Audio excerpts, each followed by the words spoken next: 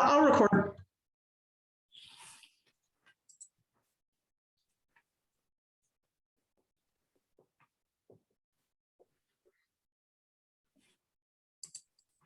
I know Rebecca. Oh, and Julie. Welcome, everyone.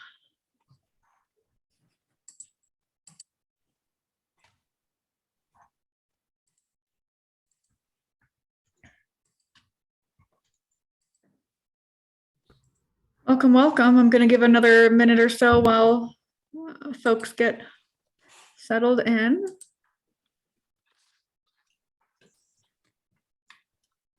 Well, thank you all so much for joining us today.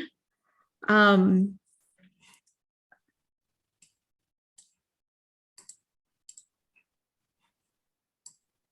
right. So it is my pleasure to welcome you to the Passover and Easter event we have here. We are calling it Passover and Easter, an imaginative journey, Montana Jews and Christians in conversation. We are recording. I don't believe we're recording anyone's pictures besides the three of us on screen, just so you know. So my name is Julie Burr, and I'm a board member for the Montana Jewish Project. As a Jewish person in an interfaith relationship, this topic is near and dear to my heart. The Montana Jewish Project is a nonprofit working to reacquire the historic synagogue in Helena and create in it a statewide Jewish cultural center in this incredible living symbol building. And we are thrilled to bring you this conversation today between two lovely Montana clergy who are dedicated to interfaith dialogue and collaboration. So we will have this dialogue on topics related to the Passover and Easter holidays, and then we will have time for questions at the end. So feel free to put your questions in the chat. We do have closed captions on today.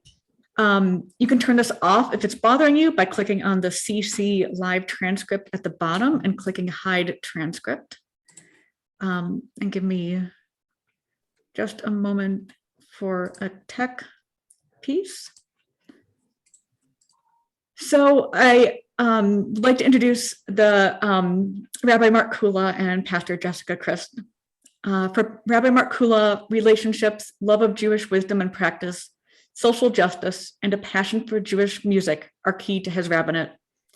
Rabbi Kula has degrees from Columbia University, the Jewish Theological Seminary, New York City University, and the Rabbinical Assembly of New York.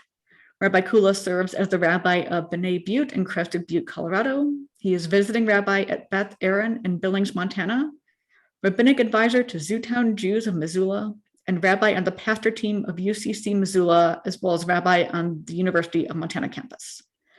Rabbi Kula is committed to bring people together in meaningful celebration of the dynamic tradition of Judaism. And the Reverend Jessica Christ is a Lutheran pastor. She's retired bishop of the Montana Synod of the Evangelical Lutheran Church in America, where she served for 12 years. During her time as bishop, she served on the ELCA's Ecumenical and Interreligious Committee and was active in interreligious dialogue. A graduate of Yale and Harvard Divinity School, she is a native of Pennsylvania. She says, Jewish Christian dialogue and cooperation are important to me. I have Jewish family members, and my home congregation, Bethel Lutheran in Great Falls, is also the home to Congregation Eitz Chaim, the Jewish community in Great Falls. So again, thank you both so much for being here and everyone else in the audience. So I would like to start off by inviting Rabbi Kula and Bishop Christ to talk about the traditions of Passover and Easter a little bit in general, and I will turn it over to both of you. Why don't we start with Rabbi Kula? Excellent. Well, shalom, everyone. I'm honored to be here and feel an extra privilege to be sharing this panel and dialogue and insight sharing with Bishop Jessica Christ.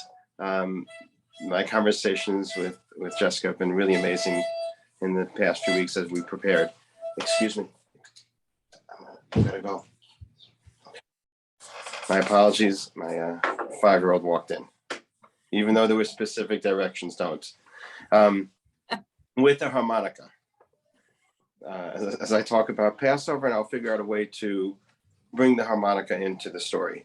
So I want to thank everyone for coordinating this, Rebecca and Julie, and it's very exciting. The MJP, Montana Jewish Project, is really imagining next stage of Jewish life in Montana. So I extend a lot of gratitude around to everyone. And so to be able to share ideas that bring down barriers and allow us to get to know each other better is really the work of God in the world. And so I'd like to share about one of Judaism's major holidays. It's one of the 3 pilgrimage festivals described in the Bible, in the Torah, in the 5 books of Moses. It is brought up in the book of Leviticus, Numbers, and Deuteronomy as the springtime festival, as a festival of freedom, as an agricultural festival. And there are multiple names for this holiday because it's a textured holiday with many layers. So it has a connection to nature as an agricultural holiday, or the Chag HaAviv, that's what it's called initially in the Bible, the springtime holiday. And then it's later called Pesach as a historical holiday about the journey of the ancient Israelites. And all these layers come together in celebrations of the holiday.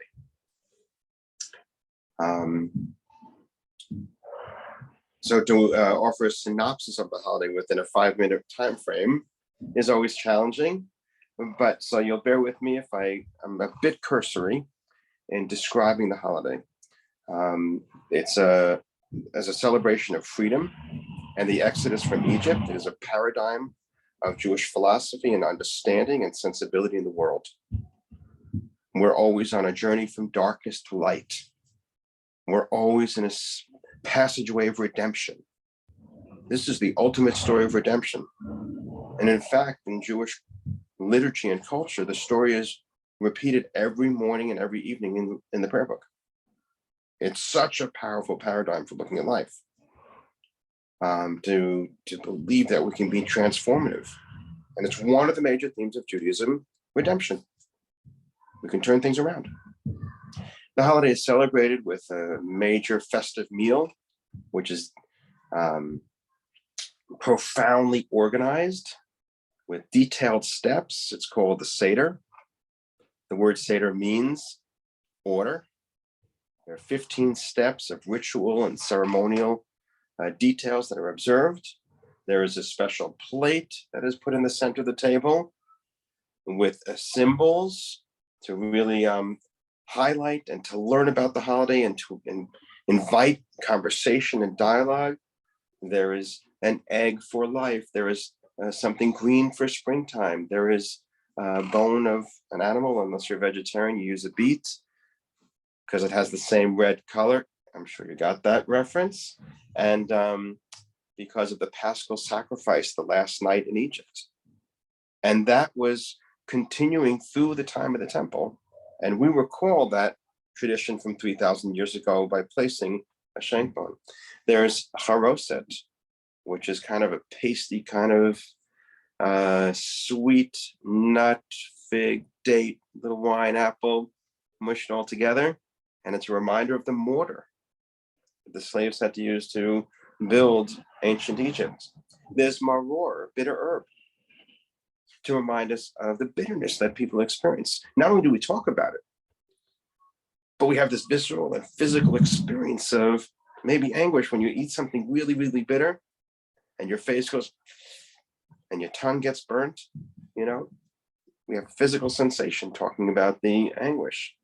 And so these are all kind of, and of course, the primary food is matzah. And whole wheat this time of year, we can even get whole wheat. And I understand there's now gluten-free, but it doesn't change the taste. It has a unique aspect of matzah. It always tastes the same anytime throughout the year. But it's a flat bread because our ancestors left Egypt in a rush and the bread could not puff up. It could could not leaven. And so we recall that by eating the matzah, the flat bread. And it comes in usually a special case. We keep the matzah in a matzah bag on the table. There's a custom of drinking 4 cups of wine or grape juice to recognize different stages of liberation. So all of these come together in the notion on Passover is that we celebrate redemption of the past, the exodus from Egypt. And then we have a celebratory meal, delicious food, good company. The second half of the evening is actually redemption of the future. Passover is a holiday that says we look back and saw redemption. It's ingrained and coded in our notion of what it means to be a human being with divine spark, that we know and believe with confidence and have faith that there will be future forms of redemption. And that's why Passover begins, the opening holiday is looking back at the Exodus, but the last day of the holiday is actually called the last holiday. It's not called the 8th day. It's called the last day of holiday, because once that takes place, we think that the future is going to be so good. This lesson will be so ingrained, we won't celebrate Passover anymore. So Passover is so ripe and so nuanced, so full of lessons and ideas that I sometimes say it's like one of the pivotal holidays of Judaism, if you really want to get a sense of what Judaism's about. Rabbi Shula, thank you so much. I love that. I jotted down what you said about divine sparks and redemption of the future. I think that's maybe a theme we can come back to. What we wanted to do here was then turn over to Pastor Chris to get her reflections and response, and then Easter, and then the quick overview of Easter in like 2 minutes, and then back to Kula for his response, and then we're going to dive in on, how does this all come together as community of people where we all coexist here, and our cultures and holidays intermingle. So Pastor Chris, I'll turn it over to you. And Julie, neither of us can do 2 minutes. I know. We can try. It's wonderful to be here, and thank you for inviting me. And it's also great to look at the participant list and see people that I know from around the state, and not just Lutherans, and even family members. So that's wonderful. Last week, Pope Francis did a rather long-awaited, extraordinary thing. He apologized to the Indigenous people in Canada who were visiting with him, and apologized for the terrible abuse that they experienced in the name of Christianity. What I want to do is to apologize to the Jewish world on behalf of Christianity for the terrible abuse over the years that people in the name of Christianity have forced our Jewish sisters and brothers to go through. Jesus was a Jew. Christians and Jews are brothers and sisters. And anti-Semitism and the kind of ignorance and violence that goes with it is simply wrong. It is evil and it is wrong. And I'm not the Pope, but I do want to begin with that apology, because it's gone on for too long. And one of the reasons we're doing this together is to get beyond that. So having said that, I want to say that Christianity and Judaism, I think at Easter and Passover, we are at our closest and we are at our farthest away. We're at our closest because most likely Jesus went to Jerusalem to celebrate the Passover. That's how we are close together. And we are far apart because in the Christian tradition, Easter comes after that. It's really difficult to understand Easter without understanding the whole week that comes before it.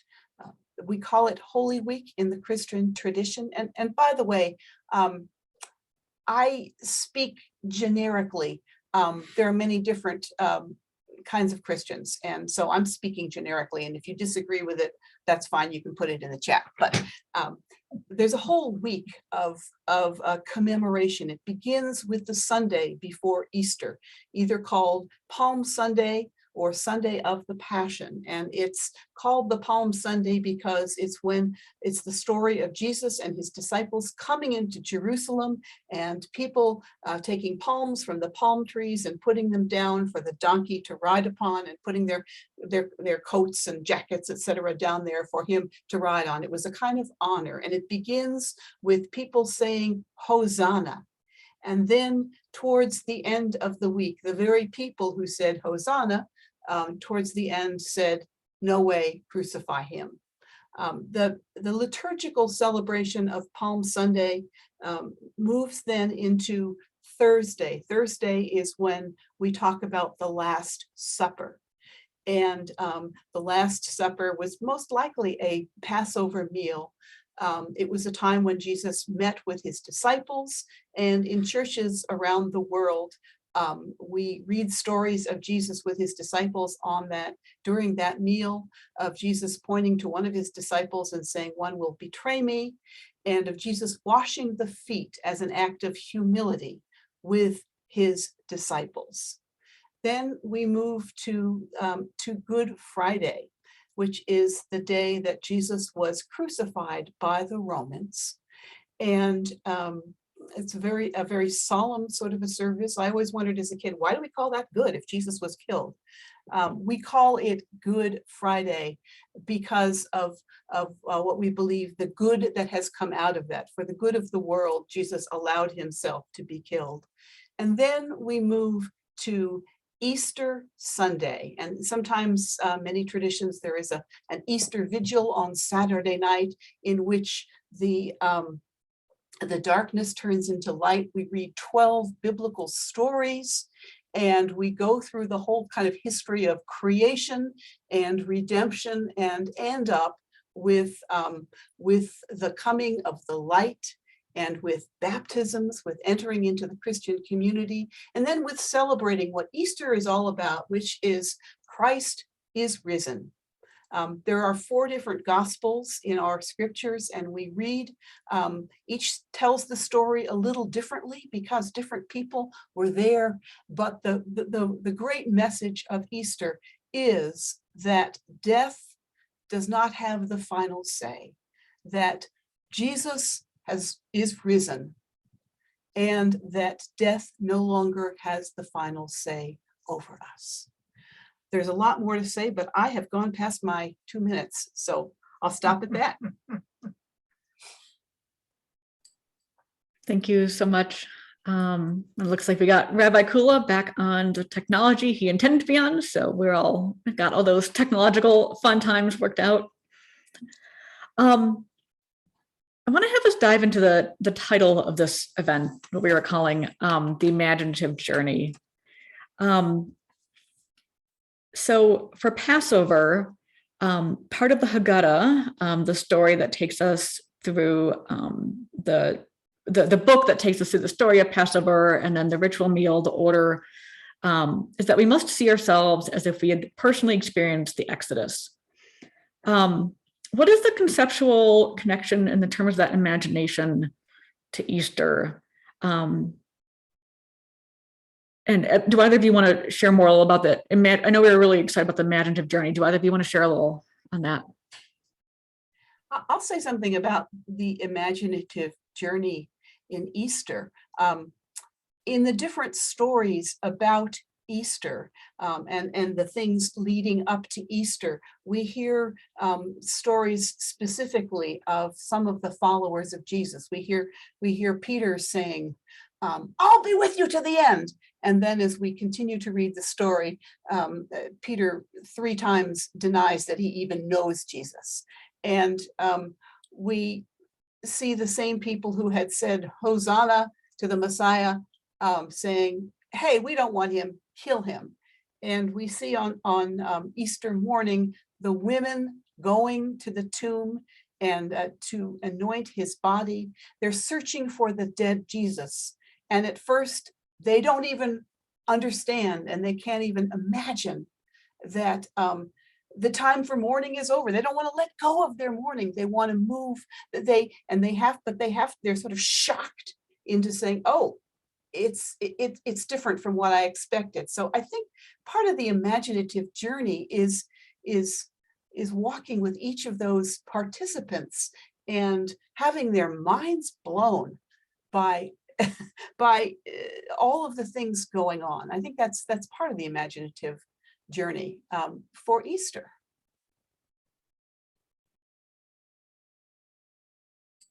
Thanks. Rabbi Kula, what are your thoughts? Yeah, you're muted. Famous words. Those are right. It's going to be the most significant words of 2020 to 2022. You're muted. As if it was after the commercials of, can you hear me now? So this is the next generation of that lingo.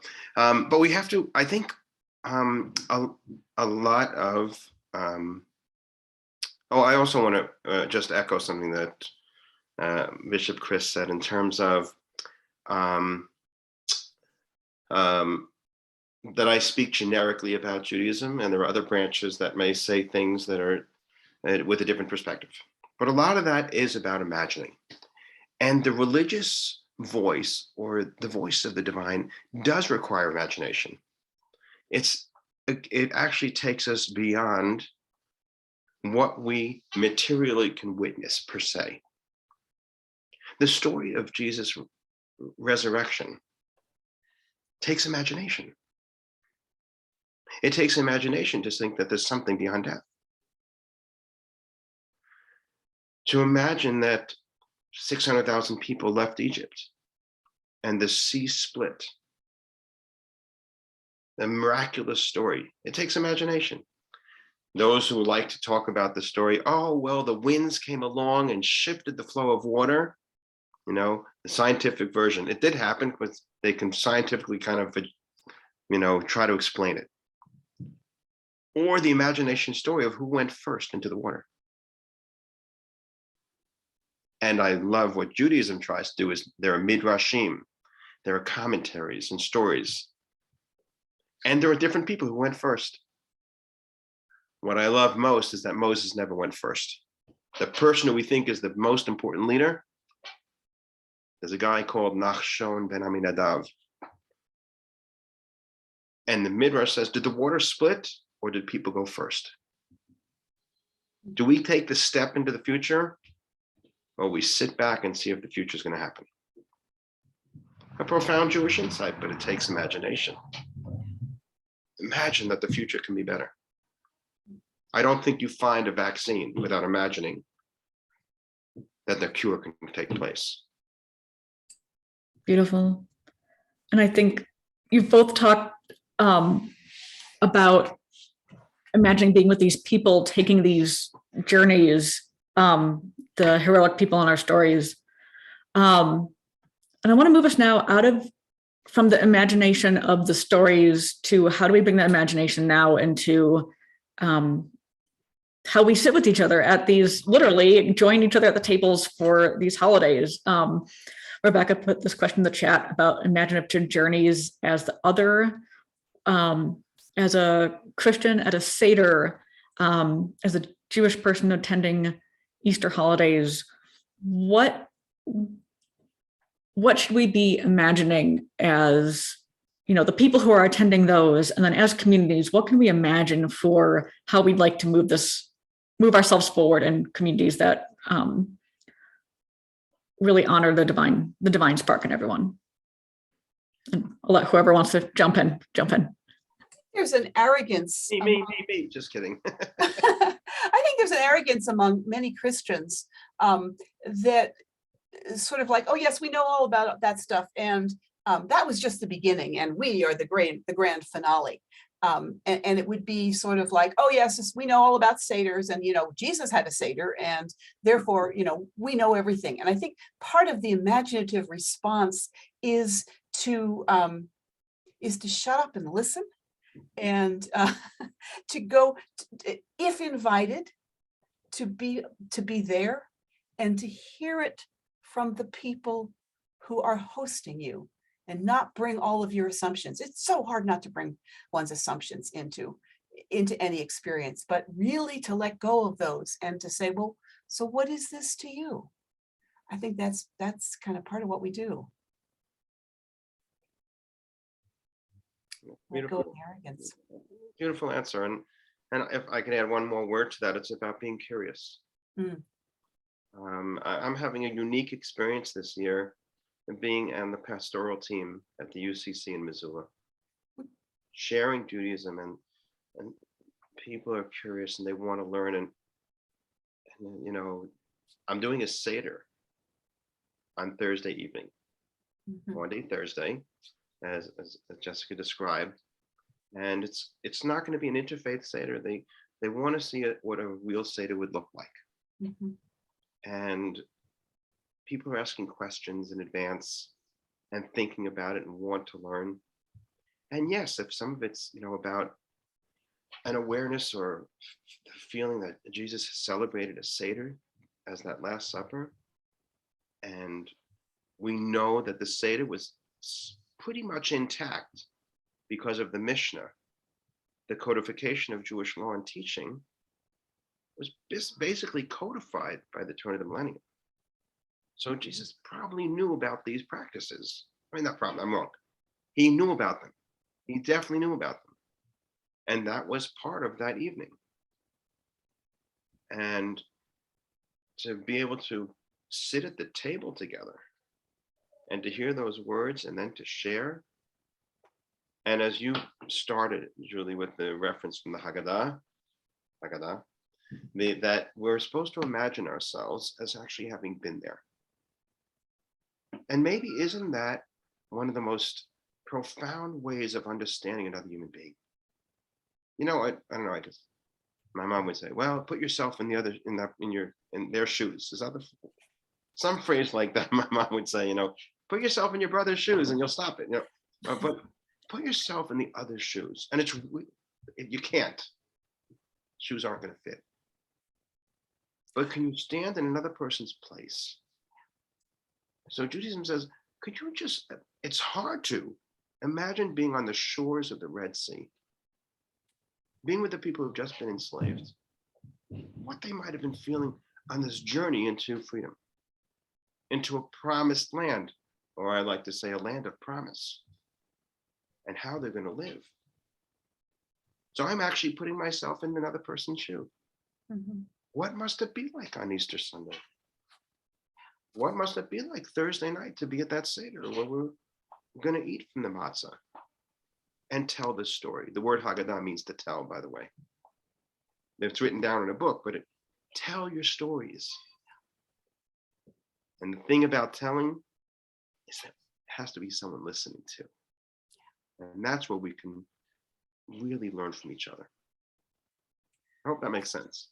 It does. I have a wonderful piece from Rabbi Arthur Wasco, who is at the Shalom Center in Philadelphia. And he talked about going to see George Bernard Shaw's Joan of Arc, Saint Joan, that play.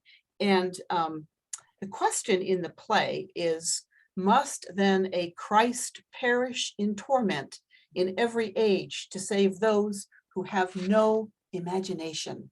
And then Rabbi Arthur goes on to say, he goes on, must Rabbi Akita's body be torn by iron rakes in every generation because some of us lack imagination? Must the 6 million be gassed in death in every generation because some of us lack not the imagination of horror, but compassion for the other? And then goes on to talk about Muslims and Jews celebrating Passover, and Martin Luther King and James Chaney and Cardinal Romero and Emmett Till and Eric Garner, and on and on. Must these atrocities happen because some of us lack the imagination? And wow, if that doesn't kick us right into 2022 in Ukraine and many other places, I don't know what does. I mean, that's imagination keeps us human, doesn't it?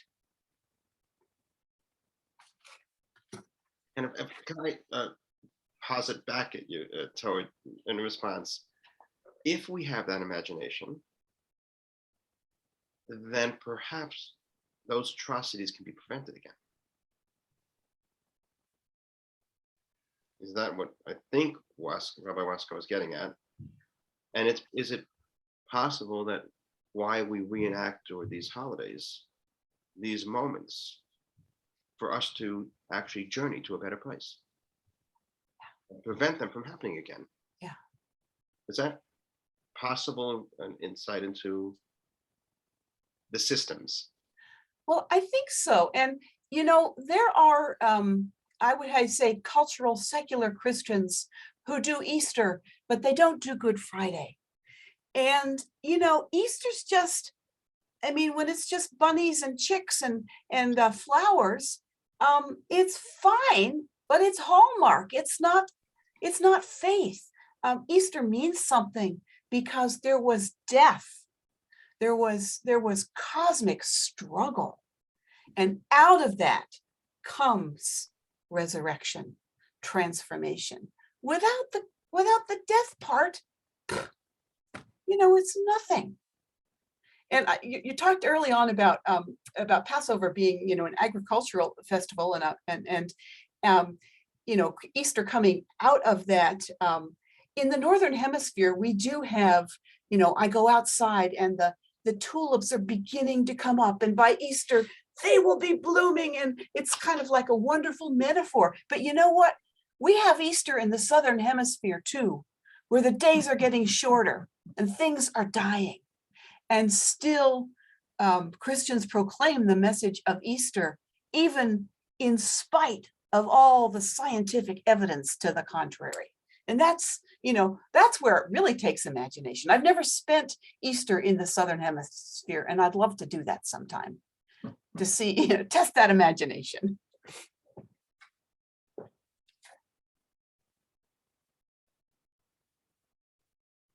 And there's a go ahead. Sorry, no, go ahead, Jessica. Sorry. I was just saying that there's a question about Christians wanting to incorporate Seder as part of Easter week. And I just want us not to try to Christianize the Seder.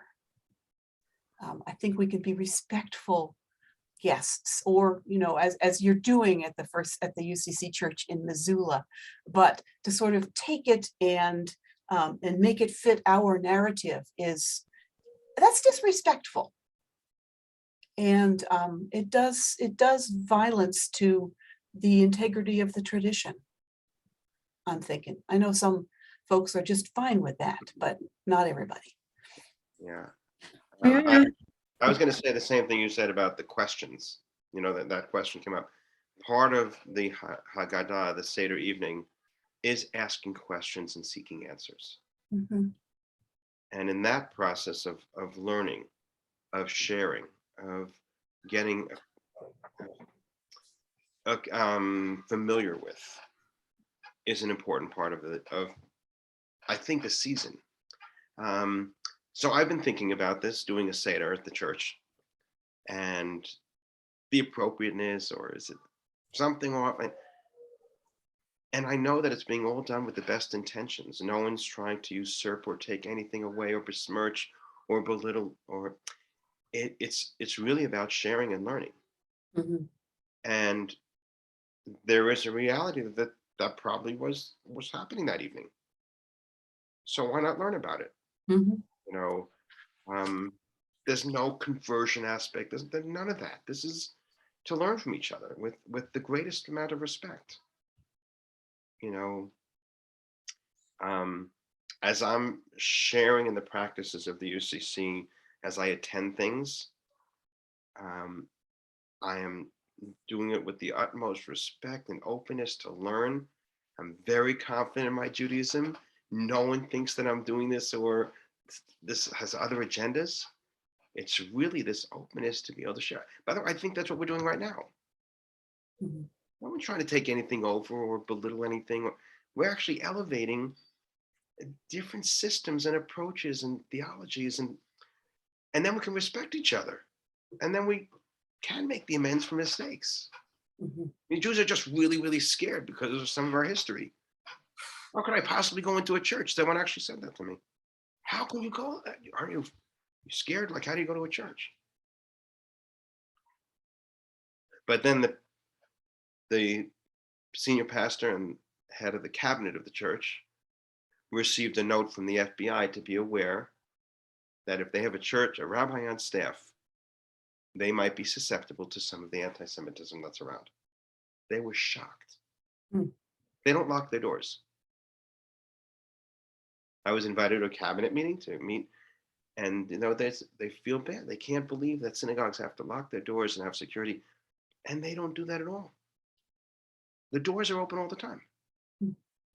And then they get this message from the FBI that just to be aware, because it is public, that I'm present at the church.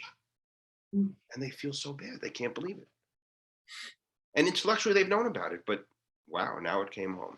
So I think we actually can learn from each other greater appreciation, sensitivity, and an openness. And by the way, you do this, you can really let imagination blossom. Yeah. I want to, in this, as we move towards asking for audience questions, I want to ask, let's bring this concretely and down to earth. If you're a Christian and you want to know about a Seder, what should you do? What's the right way to handle that? If you're a Jew and you want to know about Easter, what do you do? What would you both advise your congregants or advise someone who wants to learn and is not part of your tradition who wants to come learn? For all of us here who want to, start, bridging those gaps with our neighbors, how should we do that?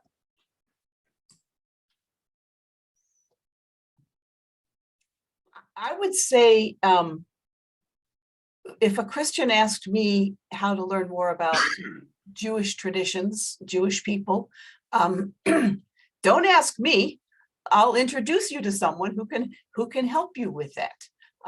Don't have me filter it for you, but do it that way. If a Jewish person referred to me because the rabbi said, well, don't have me filter it, I would talk about sort of little introduction about what I did in the introductory part here, and say, come and see, don't feel pressured, and feel free to ask any questions. And beware of nutcases on the fringe, in both ways, and know that there is great variety in Judaism and great variety in Christianity. And maybe you want to stay away from some of the politicization of both of those in some contexts as well. Rabbi Kula, what would you say? I would invite the person to learn and to come and experience a Jewish life. Most synagogues would open their doors to welcome people who are interested. And I believe most churches would open their doors. And, I took the comparative religion class, and, so you get a little bit smattering of like the other religions. But I got a real education this year since I started doing this in December. To feel that I'm going to be safe doing this and I'm going to be able to share has really been enlightening. Actually makes my Judaism feel more secure and more interesting, because I have to think about it in different ways. But the doors are open, as opposed, right, not the fringes, but like, I think in the main stream kind of center of religious life, the doors are open. And I do think you have to go to your neighbor's house to know them. One thing that we did for, maybe 40 years or so was these interfaith services or interfaith moments. And we all get along. And we would all do something. And after the hour and a half, we go home. And you really didn't learn, you didn't get to, you saw some things that someone did a chant, someone did a song, someone did a poem, gospel reading, so we were open to hear that. but it was an hour and a half and then it was over. You actually spend time and you see the faithfulness of people. Yeah. You know, and with perhaps a different covenant, but still a covenant of the human divine relationship and the power of redeeming the world. And the danger of doing that big y'all come together thing is that we could go for lowest common denominator. Like we're all in favor of peace and of not killing each other. And, you know, that's all good, but it doesn't go far enough. And I'm hoping that with conversations like this, and, you know, we obviously don't have time in this brief time, but we become vulnerable to one another. And we risk what we believe in order to be there with the other. You know, we open ourselves up to questioning, and we open ourselves up to having ourselves questioned and become vulnerable. And I think that's, you know, that begins the real sharing, the real interreligious, interfaith conversation when we take risks.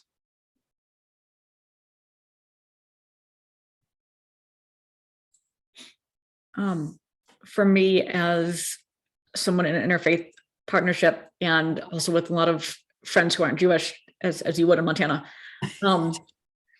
talking about Judaism makes me realize how much I have taken for granted growing up Reform, and you do the things because you do them, but and then what is the why that tradition says, and I put that in quotes because as both Pastor Kristen, Rabbi Kula have said, there's so many varieties and various ways of doing things, and then coming to what, and instead of taking it for granted, why do we do these practices? Why do I have these beliefs? And for me, it just made it richer for myself. I think it's fabulous. I think I'm so excited to be here in conversation with you all. I'm excited about the other interfaith partnerships we've had with churches here in town. I see Reverend Way here and Plymouth has been a wonderful partner. He actually asked a question in the chat. Is it appropriate as a Christian to ask if you can attend a Seder? Sure, absolutely. I mean, if you know someone Jewish, you know, actually one of the customs is to open the door. You're supposed to open your door to your neighbor. You're supposed to open your door to those in need. That's the Seder message. All who are hungry shall come and sit at our table. That's the opening paragraph of the Haggadah. Everyone's supposed to be invited. So in fact, it is the number one Jewish ritual that non-Jews are aware of and participate in. But you just might, if you're just making a cold call and you don't know the person you're asking, I think it's significant to be real clear why you're asking, because you want to learn, not because you want to, you know, butt in and convert people. I mean, it's too bad that we have to do that, but I think, you know, Right. there's a real reason for suspicion. Wonderful question, though. I mean, one thing that I experienced this year is some of the Catholic people who no longer go to Catholic churches, who say they grew up and they never really had their why answered. Like, I don't know if that's totally true or not, but it's something people have shared. That they didn't have the experience of asking questions and why we do this, why is this the case? And I do that quite often when I talk about something in Judaism. So a lot of the community at UCC has found that very interesting. So I don't know if it's their personal experience or how accurate that is. So that's been interesting because we do ask a lot of questions, and that's part of the Seder as well. I know there's the famous 4 questions, the Ma Nishtana, you know that, but there are questions throughout.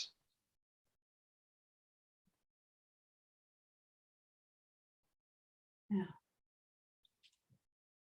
And as I said, once we feel safe, we can ask questions. Mhm. You know, and I love it. Rabbi, why do we do that? Why do people do that? Why are the Jews celebrated this way? Why this? Why that?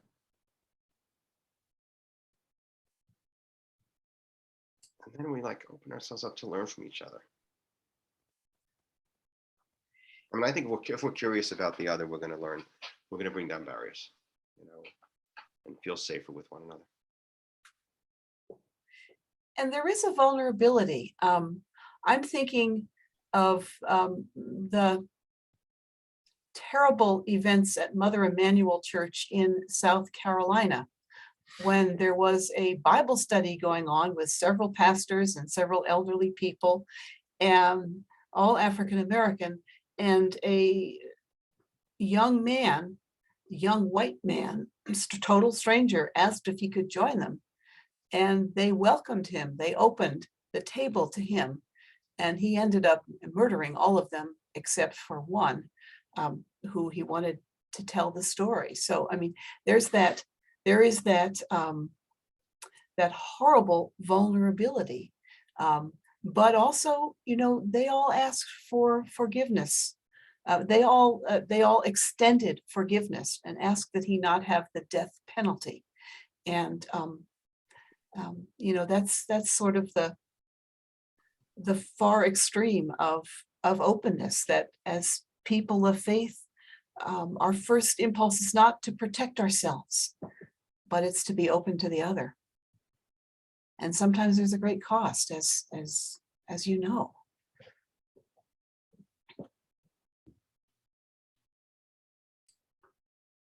I think for me, this makes me think about what we were talking about at the beginning of that imagination of the better time.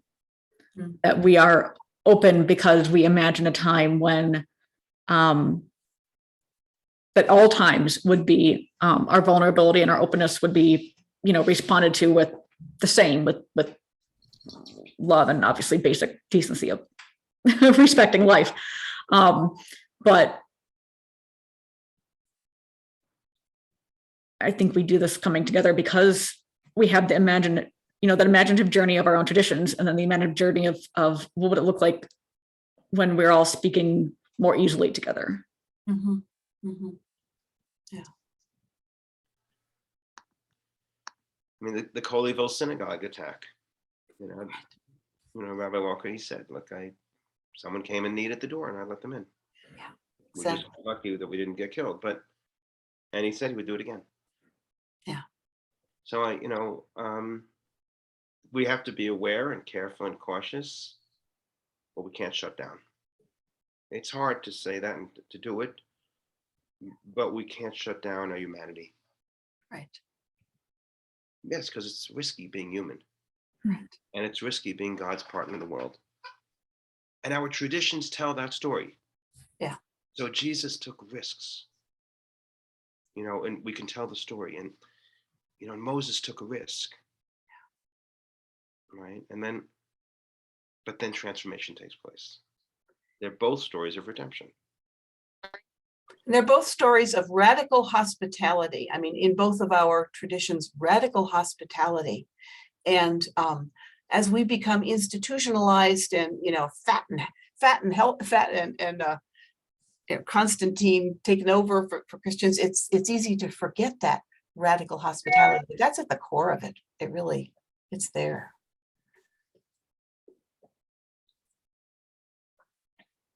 Wondering if there are some questions from those of you who are out there. We see your names, but not your faces. You can write them in the chat if you've got questions or comments. We'd be happy to hear your comments.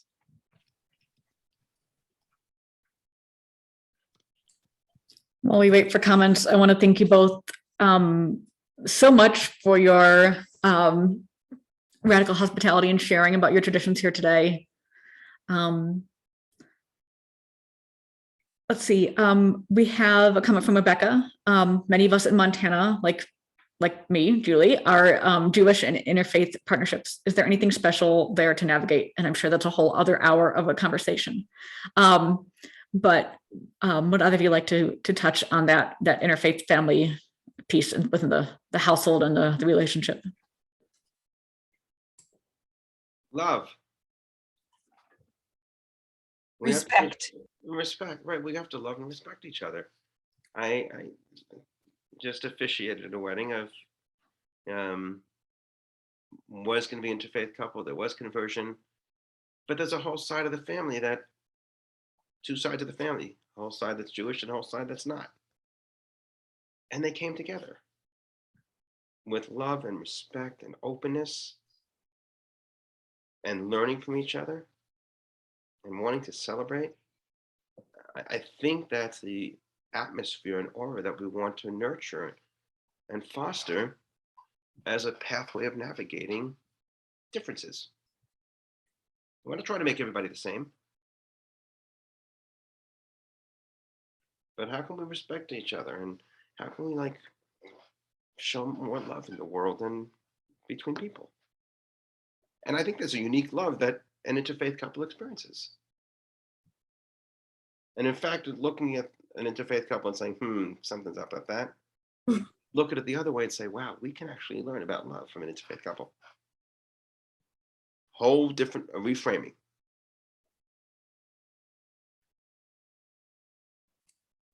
Thank you. Pastor Chris, anything to share here?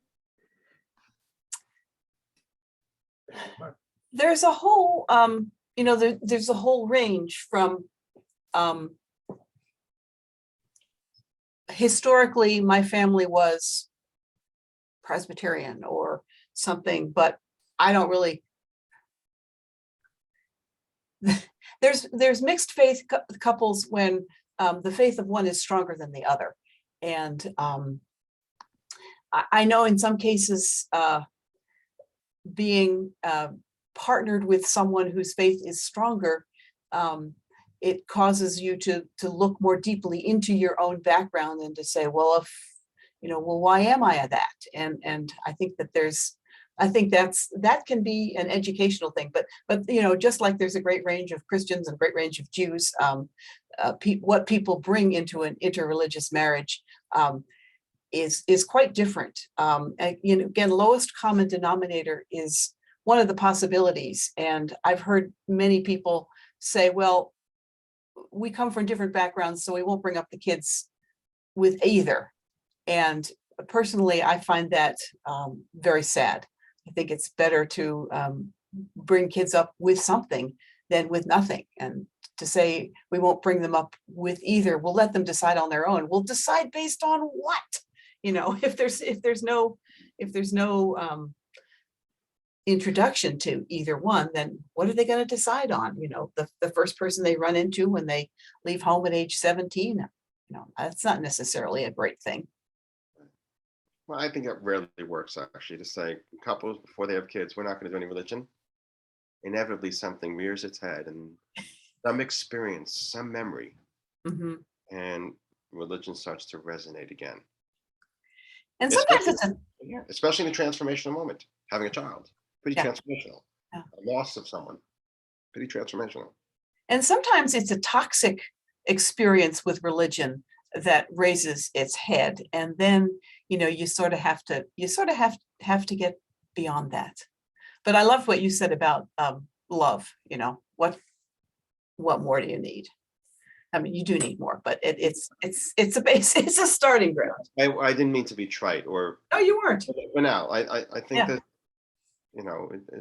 it's okay to say that, and to watch people who genuinely love each other with coming from different traditions, different worlds, and they're able to find their love and celebrate it and rejoice in it, that can be modeling for others. Hey, there's a question for you about putting an orange on the Seder plate. What do you think of that? I like oranges, but I like chocolate more. But the question came up, I'd say about 30 years ago, and I have spoken to Susanna Heschel, who is the one who initiated that practice. She's a professor of religion, Jewish studies at Dartmouth, and it initially started to recognize gay and lesbians and their presence in the world. And that's why she suggested the orange. if this Seder plate becomes a symbol of this historical journey and an intentionality for the future, then anything on that Seder plate is just layered and really intense. Mhm. Is it a plate that's finished? And in the Orthodox tradition, yes. In the non-Orthodox world, Judaism's organic and it's evolving. So if you could put something else on the Seder plate, what would it be? So at my Seders, I actually do that. Great. In the mid 70s, it became an orange. Whether women could participate in Judaism, whether women could be a priest. Okay. Yeah, that's pretty radical. And the comment was, that'd be as radical as having an orange on the Seder plate. Mm. That was the conversation. But yes, let's do the radical stuff, whether it's hospitality, whether it's bringing down the barriers of going into our neighbor's home and getting to know them, meeting the Native Americans, meeting people of color. How often do we hang out with them? We don't. We're going to be honest. So what could you put on the plate that this is this powerful symbol? What would you put on the plate? Maybe put the cell phone on because it's so radical in shifting hours of how we function.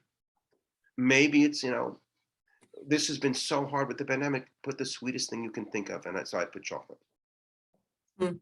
I don't know, like what would you do to add to this ceremony and ritual? And by the way, I can do this with the senior pastor at the church I'm involved with. What could you shift? So for Lent this year, and I was involved in the conversation, what fasting could you imagine?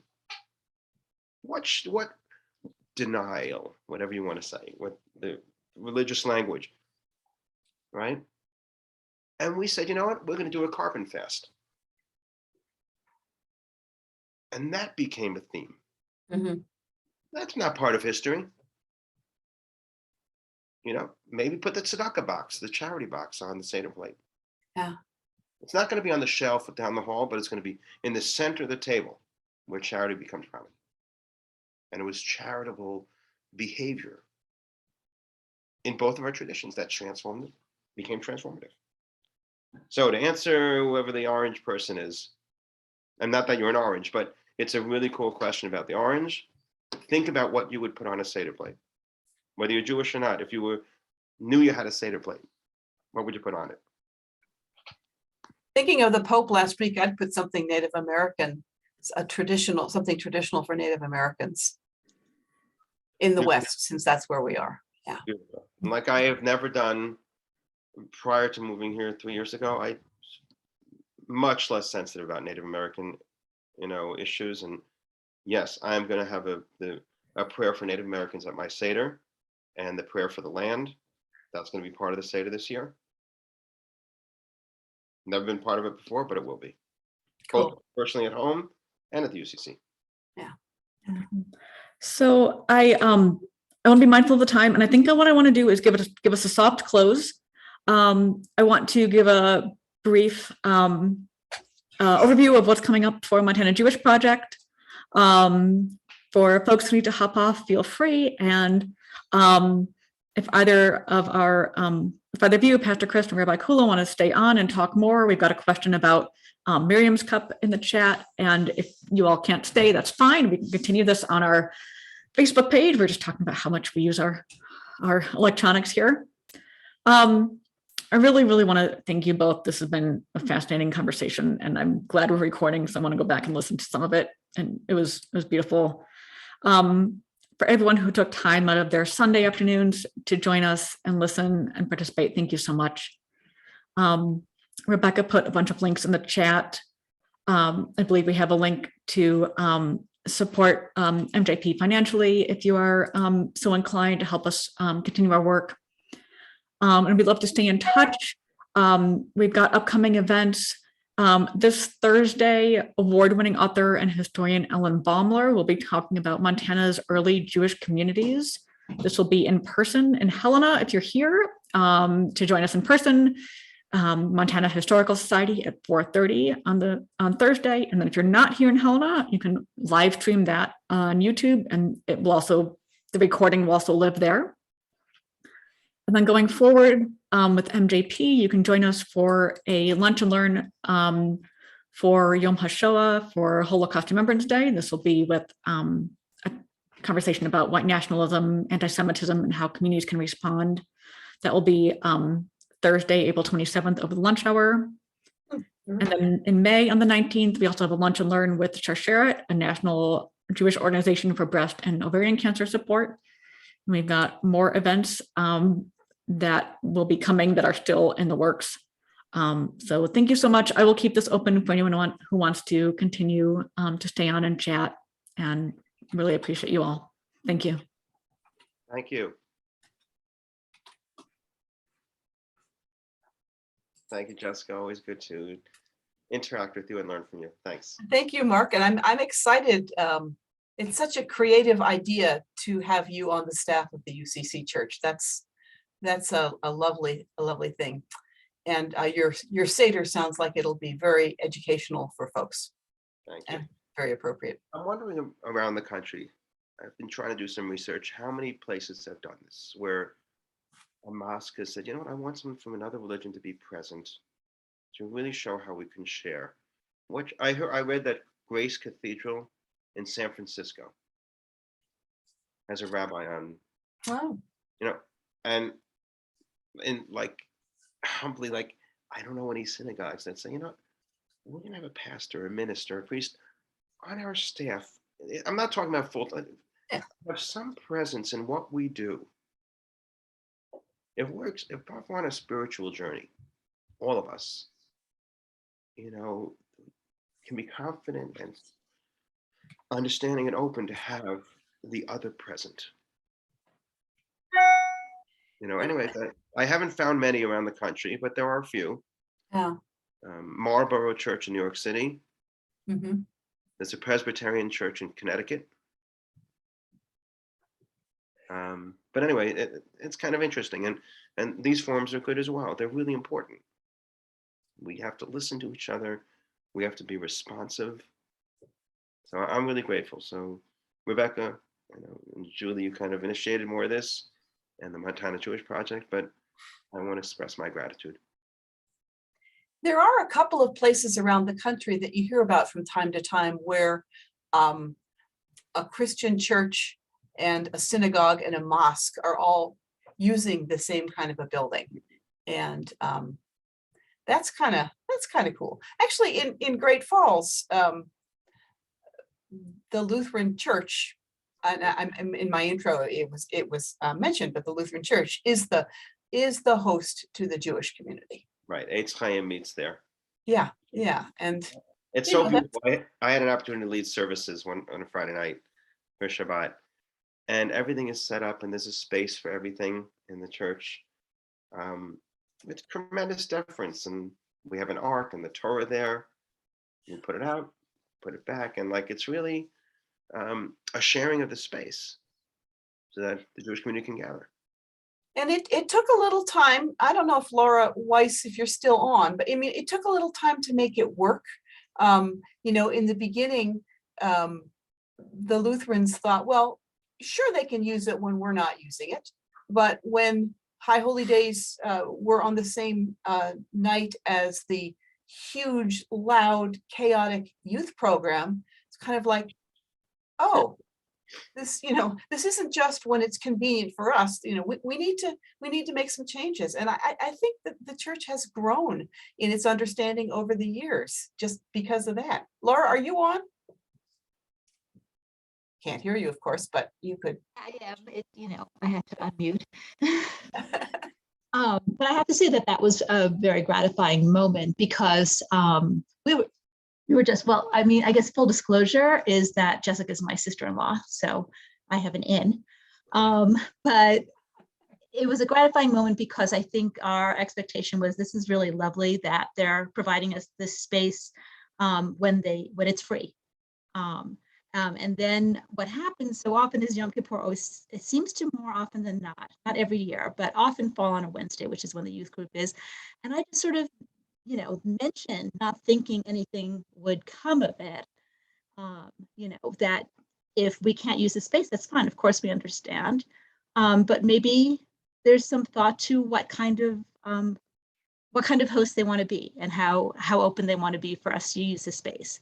And that it would be certainly very helpful for us to think of the church as the place that we meet for all our occasions and not have to kind of jump around depending on when we can be there or not. And that message was really heard. And this, I think, from my understanding, discussed in the community. And I get emails at the end of the summer now.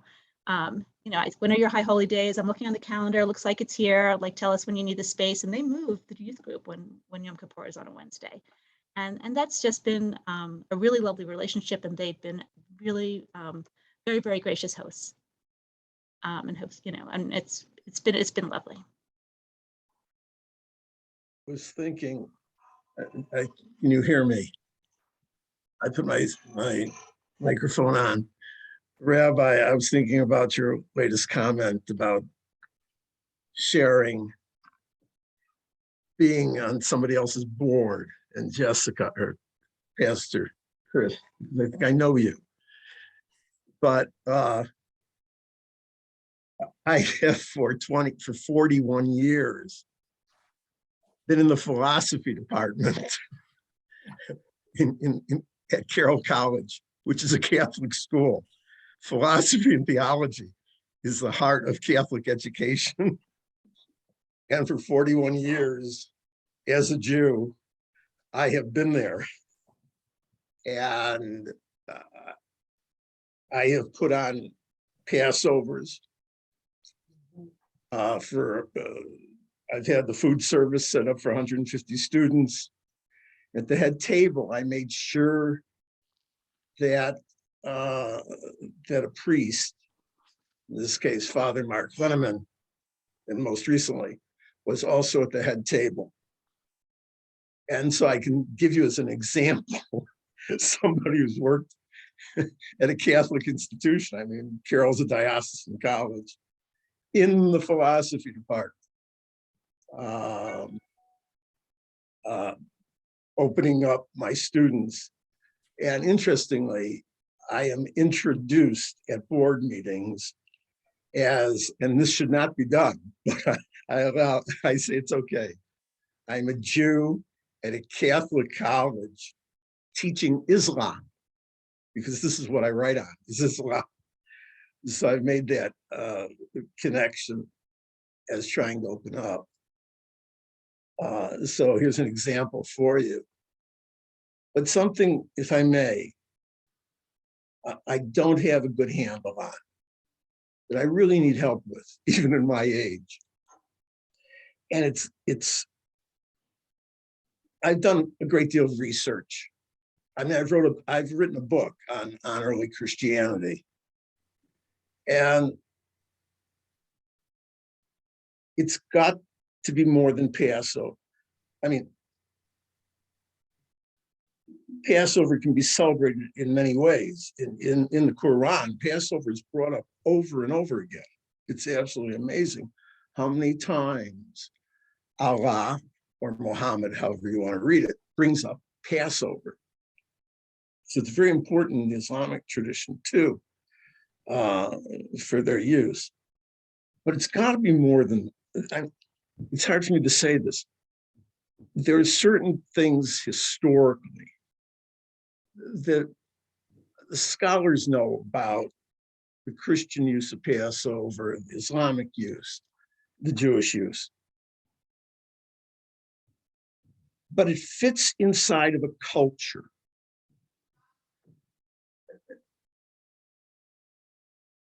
I'm a Jew by culture. And so whatever is the fact, the historical facts behind Passover, there's something more.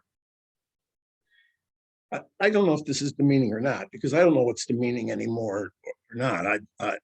Professors in the humanities have been hit by both the right wing and the left wing. So you don't know what to say anymore. That's why we're losing professors. But it's like, I've traveled a great deal. It's like there's an Italian culture and the way they treat Christianity, a great percentage, or Irish culture. And so the holiday of Passover is not only the holiday, even if we know the facts behind it, but it's also this broader feeling of who I am as a culture. I'm sorry, I'm going into a speech. I'll stop right there. Except I so feel the culture is what makes us. And then that's what you put the holidays into. That probably didn't make any sense, but it's a much broader thing. I mean, so many religions have rebirth holidays, whether it's rebirth of spring, whether it's the rebirth of Bacchus, of Jesus. I mean, again, I wrote about all of this, but we're part of a culture.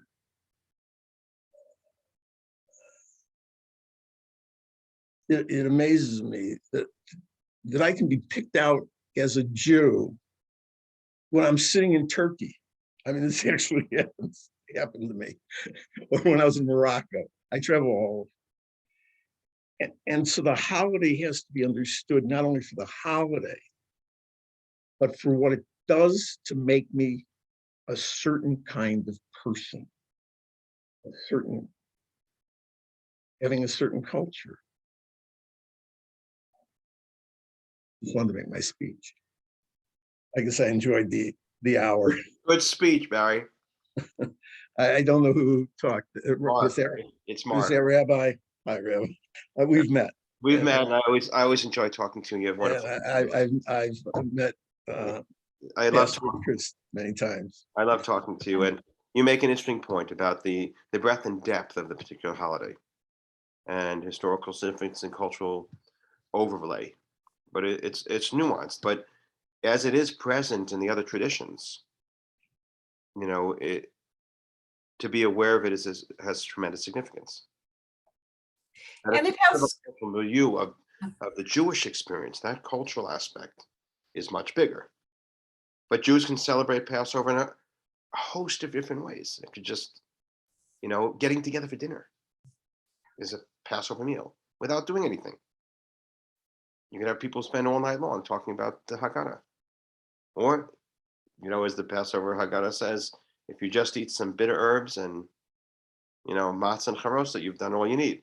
But it's part of a cultural identity, and we have the jokes about gefilte fish. I wouldn't eat it no matter what, but you got to eat it on Passover. But so it's multi-layered and textured and nuanced. I feel that message and what you're saying about cultural essence, if I heard it correctly. and the story of the Exodus, I mean, is significant to all of us, but particularly African Americans. African American Christians really focus on the coming out of slavery, the liberation from slavery, and that was a real theme during the Underground Railroad. So it's the holiday, but it's also the story has meaning to different religious groups and different ethnic groups at different times. I think this is a fascinating place to pause and hope that we continue these conversations in another venue.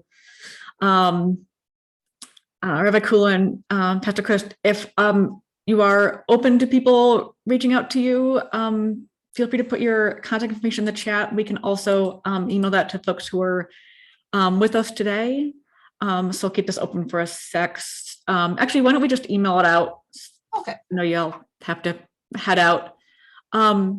Thank you all so much. For anyone on social media who wants to continue this there, you are all most welcome. And hope to see you at an event soon. And again, thank you all for the time. Thank you. Blessings.